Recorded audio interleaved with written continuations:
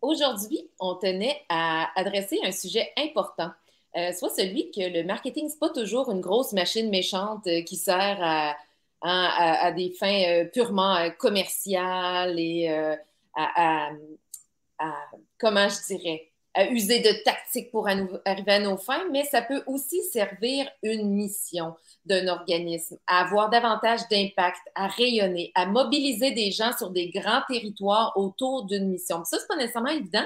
Et puis, je suis aujourd'hui avec l'équipe du collectif Petite Enfance. D'abord, Élise Bonneville, directrice générale, et Annie Saint-Amand, designer graphique, qui n'est pas du collectif, mais qui a collaboré avec nous parce qu'on a travaillé ensemble sur le rayonnement de la grande semaine des tout-petits. Et juste avant qu'on plonge dans le vif du sujet, les filles, je veux juste nommer qu'on avait un gros mandat cette année. Je vais l'adresser comme ça parce que souvent, la grande semaine des tout-petits, c'était lié au plaisir d'œuvrer en petite enfance au sens large. Puis on se disait, cette année, on veut mobiliser nos équipes sur le terrain pour qu'on devienne ensemble, si on veut, un filet social pour des tout petits qui pourraient vivre, par exemple, des situations de vulnérabilité, pour nous assurer que tous les enfants, tous les 0-5 ans aient accès à leur plein potentiel. Puis, on voulait une campagne qui allait incarner ça. Puis d'abord, oui, sur l'affiche, mais aussi sur les réseaux sociaux, sur les outils pour animer des ateliers dans tous les milieux. On voulait que ça soit bien incarné. Puis peut-être que je pourrais t'inviter d'abord, Annie, à nous partager l'approche plus direction artistique et message qu'on a pris ensemble du départ. Puis après, Élise, on va t'entendre sur comment ça a été du côté du collectif. Oui, allô Marie-Michel. Quand on s'est rencontrés, dans le fond, toi, moi, ton équipe là, à la firme, dans le fond, tu sais, on a brainstormé sur le mandat. Puis, tu sais, je me souviens on avait vraiment focusé sur le côté filet social, puis de développer le plein potentiel des enfants. En fait, c'est un peu ça le message du collectif, tu sais, de faire la petite enfance une priorité au Québec. Puis c'était de permettre aux enfants de rebondir sur leur capacité, de rebondir sur leur filet social, un filet social qui était représenté par tous les intervenants dans la vie d'un enfant, autant les parents, les éducatrices, les gens en santé, tous ceux qui gravitent autour des enfants. Puis quand on en avait discuté, on avait regardé un peu ce qui avait été fait dans les années passées par rapport à la prévention de la grande semaine des tout-petits. Puis ce qui était beaucoup ressorti, c'était qu'on voulait simplifier le message, puis on voulait aussi mettre en valeur le carré doudou. Là, on le voit sur l'illustration, en fait, la photo que j'avais prise de la démarche quand j'étais en train de faire les collages. C'était de mettre en valeur le carré doudou qui était utilisé à chaque année pour la Journée mondiale de l'enfance, qui était qui est le 20 novembre. Alors, ce carré doudou, en fait, on s'est dit, crème, pourquoi pas l'utiliser pour promouvoir au complet la grande semaine, puis tant que, tu sais, au fil de la recherche, c'était de réaliser que le carré doudou, la meilleure façon de l'illustrer, c'était d'utiliser un vrai carré doudou, tu sais, parce qu'on avait la texture, on Ouais. allait chercher tout ça, le côté doux, tout ça, puis là, tu sais, dans notre démarche, notre réflexion, c'était d'illustrer aussi le langage visuel des enfants. Puis, tu sais, moi, mes enfants viennent de sortir de la petite enfance, là, fait que c'est quelque chose qui n'est pas tellement loin de moi. Nous, à la maison, tu sais, on dévore les livres d'Élise Gravel, le monstre des couleurs, les couleurs des émotions. Ça, c'est quelque chose qu'on a comme au quotidien. Puis c'est vraiment un langage visuel qui est très utilisé chez les tout-petits. Même eux, moi, mes enfants, c'est du bricolage, ils dessinent des bonhommes, puis ils aiment ça les découper, puis ils font des montages. Tu sais, c'est vraiment comme quelque chose qu'on vivait comme ça au quotidien. Fait que je me disais, pourquoi pas d'utiliser leur langage visuel pour les promouvoir, puis aller chercher notre message du rebondir ensemble sur le filet social, puis de représenter différents personnages de façon un peu naïve, là, un peu comme les enfants le font. Alors c'est un peu ça, là. Là, ce qu'on voit aussi à droite, c'est le résultat ça, c'est une des publications, le Facebook, là, de l'affiche.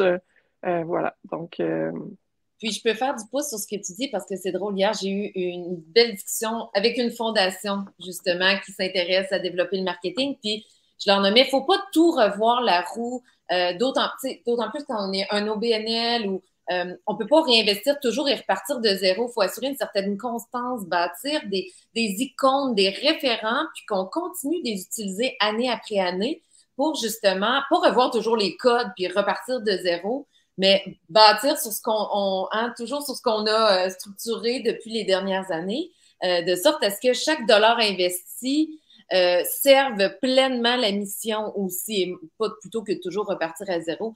Puis nous, on était très, très fiers. Là. En tout cas, j'étais bien énervée. Moi, je me souviens quand j'ai vu les premières maquettes d'Annie, je capotais. Je trouvais qu'on a réussi à prendre le message, à allier avec une icône qui était fort, qui était le carré doudou que tout le monde connaissait, puis à l'intégrer dans quelque chose qui est de plus en plus fort. Puis maintenant, Élise, je sais que vous avez là, au collectif travaillé avec plein de monde en marketing. Vous avez fait plusieurs campagnes. Vous n'étiez pas à la première campagne. Mais cette année, vous vous êtes dit, on va investir en stratégie avant de faire les actions. Qu'est-ce qui a déclenché ça chez vous cette année? Mais en fait, c'est effectivement, là, c'était la 7e édition de la Grande Semaine des Tout-Petits en novembre dernier. Puis on a toujours des super équipes avec qui on travaille, mais d'aller vers une analyse puis une réflexion plus stratégique en amont de la Grande Semaine, ça devenait vraiment important. Bien, d'une part, le contexte post-pandémie où là, il y a eu quand même une transformation là, de la société, autant de comment on mobilise, comment les organisations sont dans la capacité d'agir puis de porter les messages. Il y a aussi eu beaucoup de changements de mission pour répondre aux besoins, puis on ne se le cachera pas, une augmentation de beaucoup de plusieurs enjeux au niveau de la société, puis les tout-petits, ils n'en font pas exception. Fait qu'on se disait, la Grande Semaine des Tout-Petits, 7e édition, on ressort de 2 ans d'isolement. On doit, je pense, prendre un recul, se poser les bonnes questions, puis on veut clarifier un peu ce message-là qu'on veut porter de façon peut-être plus insistante, que la Grande Semaine, effectivement, c'est reconnaître le travail qui est fait, mais on a plusieurs publics, puis l'objectif ultime, c'est pas juste de reconnaître ce qui est fait, c'est aussi reconnaître l'état de situation, puis dire, mais on peut faire plus, il faut faire plus, et considérant la pandémie et les impacts que ça a eu, ça devenait comme essentiel de dire, OK, on doit se poser les bonnes questions et d'être accompagné, c'est souvent un bon moyen parce que effectivement, on se pose souvent des questions quand on réfléchit des idées, mais éventuellement de se faire poser des questions par des personnes qui ont cette expertise-là en communication, en marketing, bien, ça devenait vraiment stratégique puis important pour nous. Puis aussi, bien, le contexte des communications qui évolue à vitesse grand V, ça devient aussi important quand tu portes une campagne grande comme celle de la Grande Semaine des Tout-Petits qui touche tout un territoire comme tout le Québec. Bien, on se disait, il faut aussi s'arrimer aux nouvelles technologies, aux meilleurs moyens de rejoindre les gens. Puis encore là, la pandémie a le dos large, on va dire, mais les gens ont développé leurs réflexes virtuels et ça, il fallait vraiment s'actualiser. Fait qu'il y avait comme beaucoup d'objectifs puis beaucoup de besoins. Puis, dernier élément qui nous amenait vraiment à aller chercher du soutien pour analyser puis réfléchir stratégiquement, c'était que cette année, on voulait vraiment déposer la thématique des droits des enfants à l'intérieur même du message central de la Grande Semaine. Puis ça, c'était un changement de cap important pour la Grande Semaine et les acteurs qui se mobilisent. Et ce qu'il fallait faire, c'était vraiment dire, et comme tu disais, Marie-Michel, on jette pas tout ce qu'on a fait, là, on continue, mais là, on veut arrimer une thématique qui est au cœur de la Grande Semaine à chaque année, mais qui n'est pas le centre de la thématique. Donc là, il y avait vraiment tous ces éléments-là à arrimer. Donc, pour nous, c'était vraiment ce qui nous motivait là, à aller vers une firme qui allait nous accompagner en réflexion puis en analyse un peu plus. C'est pas nécessaire, pour en accompagner quelques organisations, c'est pas nécessairement évident d'avoir, parce qu'on a un message, mais parfois on a plusieurs clientèles cibles. Je vais les appeler comme ça. Même s'ils n'achètent pas quelque chose, on veut aller mobiliser des élus, on va aller mobiliser des partenaires sur le terrain, puis on va aller mobiliser des citoyens, des citoyens qui ont plus de tout petits dans leur environnement. Donc, je ne veux pas dire qu'il y a une déconnexion là, par rapport aux enjeux des tout petits, mais ça se peut, là, à un moment donné, si tu n'es plus là dans ta vie, tu vis ta vie, puis tu penses que tout va bien, hein, tu les croises à la bibliothèque, à la garderie, sont cute, tout se passe bien, puis des fois, il peut y avoir une forme de déconnexion avec les réels enjeux, certaines vulnérabilités qui peuvent être vécues par des tout-petits. Donc, comment on fait pour aller chercher des citoyens qui les croisent pas, les tout petits, qui ont besoin de soutien, qui ont besoin d'un filet social. Donc, c'est un beau défi de communication marketing. Puis, il y a des stratégies, il y a des tactiques qu'on peut mettre en place pour y arriver. Dans notre cas, ensemble, on a travaillé, oui, le message. Hein, avant de faire une affiche, on s'est dit qu'est-ce qu'on veut dire, qu'est-ce qu'on veut qu'il soit retenu. Pas juste dire c'est la grande semaine des tout-petits, voici les dates. Mais pourquoi on fait cette grande semaine-là? Qu'est-ce qu'on tient à retenir? Qu'est-ce qu'on veut? On veut laisser une marque dans le cœur, dans la tête des gens. Là, après, on est allé en exécution, puis après, on est allé en déclinaison. On a fait comme tu disais, des réseaux sociaux, des outils pour dans les garderies, par exemple. Puis, on a assuré le rayonnement avec la publicité. Tu sais, des fois, il ne faut pas oublier ça aussi. Il faut pousser en relation de presse. Il faut pousser pour faire rayonner notre message. On ne peut pas juste lancer, mettre le bébé au monde, il va s'élever tout seul. Hein. Moi, c'est l'exemple que je donne. Après que le contenu soit créé, il faut assurer la diffusion. Je suis curieuse, quelles retombées vous avez vues cette année concrètement là, avec la grande semaine, puis le fait qu'on a poussé un peu plus la stratégie avant l'action? Bien, tu as tout à fait raison que la grande semaine des tout-petits, on a vraiment beaucoup de publics à rejoindre et des publics qui, on doit user de stratégies différentes pour les rejoindre, mais on a une boîte à outils qui part du visuel, qui est proposé, puis après des outils de communication, tout ça, mais qui est sensiblement la même pour tout le monde. Donc, comment on fait pour utiliser tous ces outils au bon moment, à la bonne intensité, avec le bon ton, puis comment on mobilise les acteurs de tous les niveaux à utiliser nos outils, bien ça, c'était quand même un enjeu, un défi, pas un enjeu, un défi à chaque année. Puis c'est le beau défi de la grande semaine des tout-petits. Puis de faire cette stratégie-là, bien, tu sais, ce que ça a permis, d'une part, la place du carré doudou, tu sais, Annie t'en parlait tantôt, dans l'affiche. Le carré doudou, c'est un symbole de mobilisation comme le carré vert, comme le carré rouge. Donc, pour les gens, ça frappe l'imaginaire quand on dit ça. Moi, je le dis toujours quand je rencontre des gens pendant la grande semaine. Pourquoi le carré doudou? Bien, un doudou, c'est pour les tout petits, mais c'est un carré c'est un symbole de mobilisation qui est fort. Puis on le portait tout le temps fièrement. Ça faisait partie d'une des stratégies puis un des outils. Mais là, de l'intégrer dans l'affiche, et là, ce qu'on a fait en plus, c'est qu'on a réellement pris le même petit carré doudou sur l'affiche, puis on l'a distribué, par exemple, à tous les élus provinciaux, tous les élus municipaux. Nous, quand on faisait des représentations, les membres du collectif, on n'a pas distribué 45 000 carrés doudou à tout le monde, mais c'était le même carré doudou pour les acteurs qui ont un poids politique ou qui vont faire peut-être un peu plus de plaidoyer autour de la grande semaine. Fait que ça, c'était super stratégie qui a été réfléchi en amont, puis ça a eu des retombées super intéressantes parce que les gens se sentaient reconnus dans la grande semaine et se sentaient alliés de la grande semaine par le simple fait qu'il y avait l'affiche avec le carré doudou vert qu'on voyait tantôt avec le petit dinosaure. Et que dans une salle, il y avait tout le monde avait le même carré doudou vert, puis c'était un symbole qui rallie vraiment. Fait que ça a été quand même une super retombée. On a vu des élus de tous les niveaux le porter dans des webinaires, dans des présentations, se prendre en photo. Donc, on sentait vraiment, on pouvait capter qu'il y avait plusieurs écosystèmes qui avaient été rejoints par le message et le comprenaient de facto. Fait que ça, c'était quand même... Est-ce qu'avant, c'était aussi le cas? C'est plus difficile à mesurer, mais là, on le voyait même visuellement. Donc ça a été vraiment une superbe retombée concrète. Puis des retombées positives, il y en a eu beaucoup parce que on a, pour la première fois, développé des stratégies pour préparer les différents acteurs en amont de la grande semaine. Parce que comme ça avait été réfléchi selon les publics, on était capable, nous, de se préparer puis de bien présenter nos outils selon les publics. Et comme il y avait vraiment une cohérence dans tous les outils, il y avait aussi, là, il faut le dire, la thématique des droits, elle rallie beaucoup. Elle permet que toutes les populations se retrouvent dans un des droits à porter.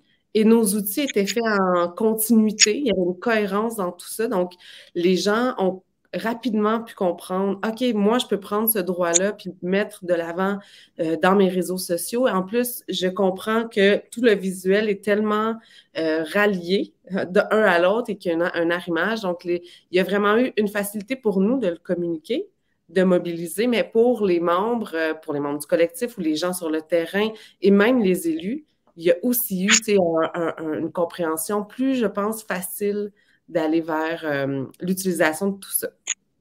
Puis on a travaillé fort, là, si je me souviens bien, là, nos échanges, on travaillait fort sur, par exemple, prioriser, simplifier. Parce qu'avant, on voulait dire beaucoup, beaucoup de choses. On disait, OK, quel droit on va mettre de l'avant cette année? Sur quoi on va insister? Qu'est-ce qui est plus d'actualité?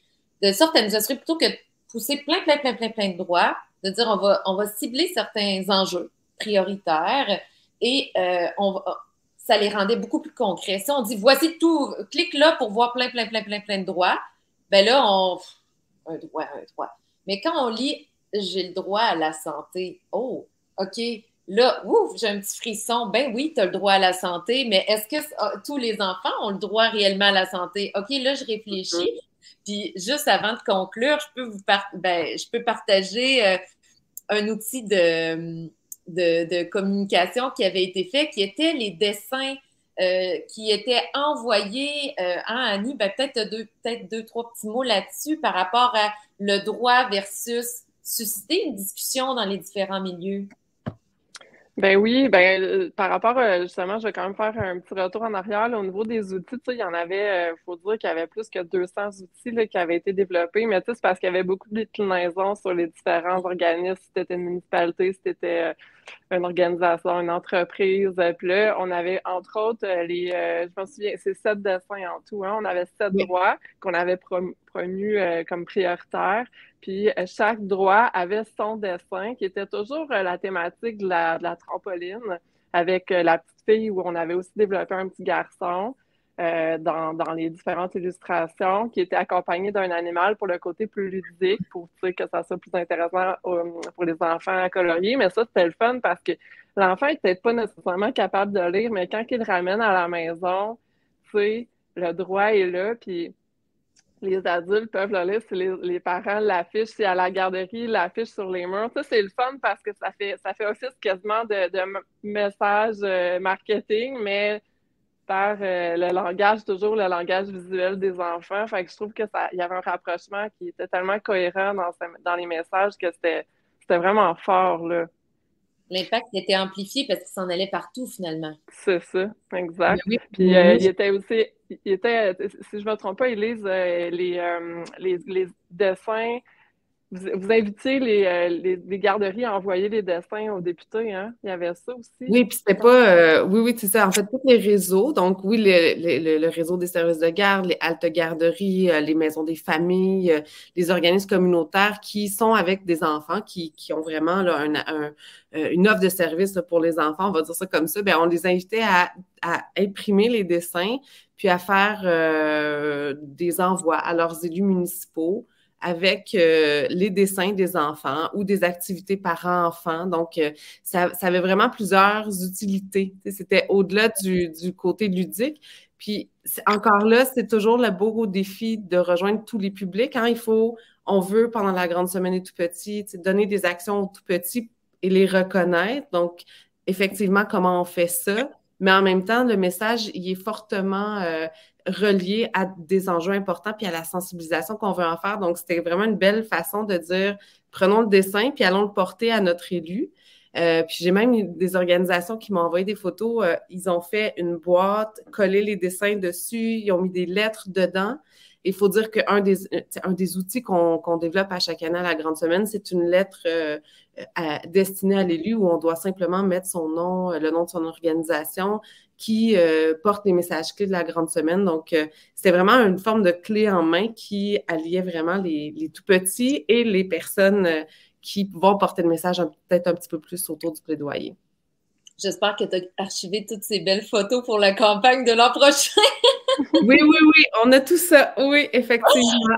Souvent, je nomme, il faut documenter avant de créer. Il faut documenter avant de créer pour, au sens positif du terme, là, mais presser le citron de notre idée pour qu'elle fasse le... Hein, moi, j'aime bien dire un minimum d'effort pour un maximum d'impact et c'est toujours... Ben, c'est vrai même en entreprise privée, hein, dans le contexte actuel. C'est vrai pour tout le monde en ce moment, là, hein, un minimum d'effort pour un maximum d'impact. Ben merci les filles. D'ailleurs, c'est ma belle grande fille qui dessine sur l'image. Je me demandais c'est qui. OK. C'est ma Léonie. qui justement, ça a ouvert des belles discussions chez nous avec mon grand garçon, que Élise m'a aidé. Élise m'a aidé à mon accouchement. Le monde est petit, la vie est longue. Élise était présente quand j'ai accouché de mon grand. Et puis ma fille, elle a un syndrome, une déficience intellectuelle. Donc, ça a animé une belle discussion autour de ma table sur ses droits, elle, la vision de son frère aussi, la conscientisation à ces droits-là. Donc, c'était bien, bien, bien le fun. Puis, tu sais, pour ma part, il était question de mon travail. Hein? Katrina, ma collègue, m'a dit, là, il faut que tu imprimes les dessins puis tes tests à la maison. Vite, vite, vite. Alors là, j'imprime ça, je fais ça, mais finalement, ça a ouvert des riches discussions et des grandes prises de conscience sur certains privilèges qu'on avait chez nous. Alors, les filles, je veux vous dire merci. Merci pour cette belle collaboration. Merci pour tout ce que vous faites.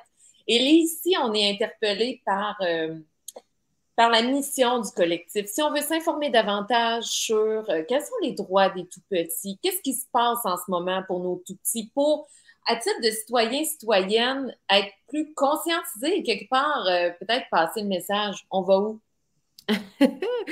Oui, on va sur le site du collectif Petite Enfance, sur les plateformes des réseaux sociaux qui, d'ailleurs, on partage souvent ce qui se fait dans les organisations qui œuvrent auprès des tout-petits. On apporte aussi beaucoup la voix avec d'autres organisations qui, eux, vont présenter des données ou vont informer sur l'état de situation. Nous, on prend la voix publiquement. D'ailleurs, aujourd'hui, on parle de l'importance de la petite enfance dans la persévérance scolaire. Donc, on est vraiment sur nos réseaux sociaux, là, autant dans les différents moyens de communiquer. Puis c'est sûr, la grande semaine des tout-petits, à chaque année, autour de la Journée mondiale des droits de l'enfance. Donc, l'année prochaine, 8e édition, ça va être du 20 au 26 novembre.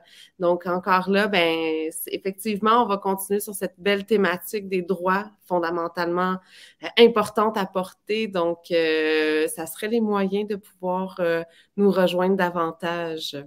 Impliquons-nous parce que moi, souvent, je me fais la réflexion, je vois plein de problèmes dans notre société.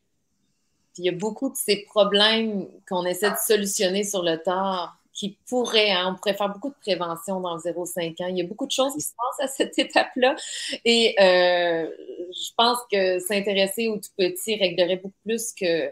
C'est beaucoup plus que le 0-5 ans, finalement. C'est toute notre société. Je veux juste nommer Katrina. Salue les filles. Tellement un peu plaisir de travailler avec le collectif et avec Annie. Et Marie-Claude Rioux, qui, peut-être vous êtes de Montréal, vous connaissez moi, mais c'est une entrepreneure dans le coin Clinique École Mammouth qui s'intéresse à la gestion du stress. Et c'est une forme de... Ils font de la massothérapie, oui, et différentes méthodes d'accompagnement pour la gestion du stress, mais aussi des cours en ligne en entreprise pour aider les gens à se sentir mieux. Et elle dit extraordinaire projet, extraordinaire mission et de belles humaines. Merci de votre implication dans la vie des tous.